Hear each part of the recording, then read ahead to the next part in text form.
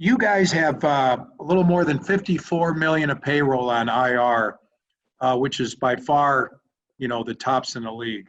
Does it feel like you're missing good guys when you're out there, or what is your attitude when you're out there when you have so many, not just injuries, but big guys injured? Yeah, I don't really think about it too much. I mean, while you're out there playing, you got so many other things that are flying through your head. But obviously, when it's all said and done, you're going back, you look at the film or like whatever, you see the guys that aren't out there.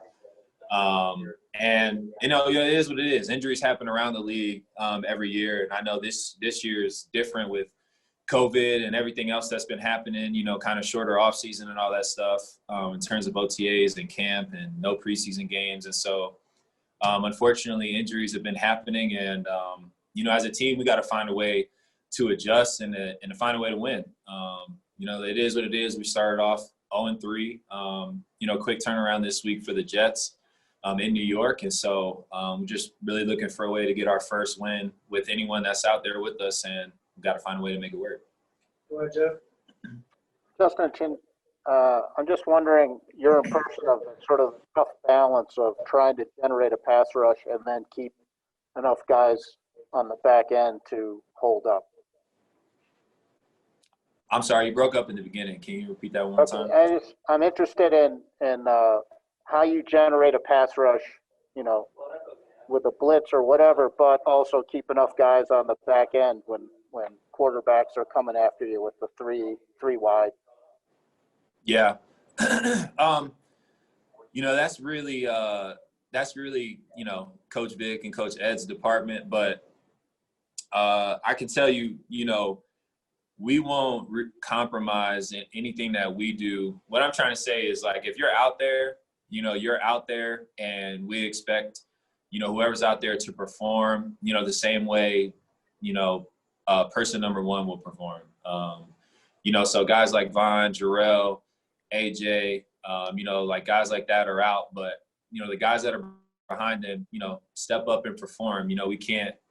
We're just going to hurt ourselves if we keep, trying to make sure we're protecting different people. And so the best way we know how to do it is just to keep next man up mentality and just perform. We got a great group of guys out there, and we just got to find ways to win. There's no ifs, ands, or buts about it. And for the guys that are out there like myself that have been in the system and that have played some ball, find more ways to make more plays, to take less off of other people's plates. So. Next one, Mace.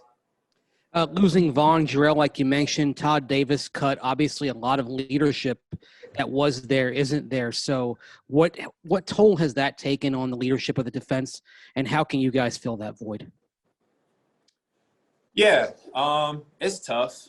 There's no getting around that. It's tough. But like I said, we've had guys that have been in there though, and have been leading. It may not be I don't know how else to say it, like the hoorah, really loud speeches, but guys like myself, Kareem, Chubb, guys that have been Shelby, Mike, guys that have been like in the system for a minute, guys that we do lean on to make big plays. There are guys that on there that have those leadership tendencies, capabilities, and that are, stepping up and taking these roles. And so, like I said, it's an unfortunate thing that's happening with the injuries that are going on, but we can't live in that mindset of like, having the poor me's, because no one else cares. We still got to go play on Thursday night. We still got to go play on Sunday nights and, Sunday mornings and things like that. So at the end of the day, we got to make it work, and we got to find ways to win football games, because that's all that matters.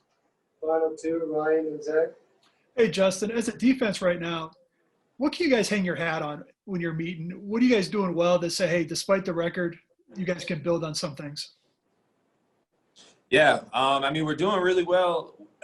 We're doing really well in the run game. I think this past week was like maybe 60-something. I can't remember off the top of my head. And then the week prior, we did really well. Besides that last run that spat out against Pittsburgh, I think the first week Henry had like 31 carries, I think, for 100 and something. And so We've been doing really well in the run game, and like I said, I said this all offseason. When you have a in the passing game, there's so many moving parts to what we do, and the communication has to be on point all the time. And so there's an adjustment in and of itself there that with guys shuffling around, whatever, linebackers, secondary, we just got to be on top of that. And that starts with, myself and Kareem and making sure that we get guys in the right position and setting up guys to make more plays. But those are the things that, I was thinking about when you asked the question. Final one, Zach. Hey, Justin, you got a third quarterback starting in the third straight week now. As a defender on the other side, how do you deal with that? Is that something that you don't pay any attention to, or how do you deal with that?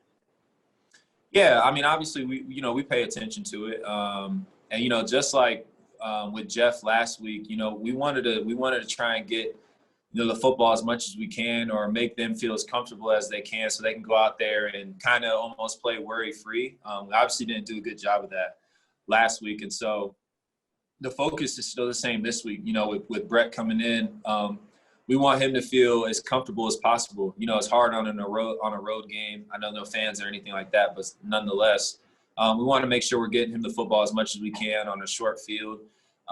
Making sure that he's in rhythm, just feeling confident out there, because if he feels confident and he's making plays, it's going to do nothing but better the team down the road. And so that's kind of the defense's mindset.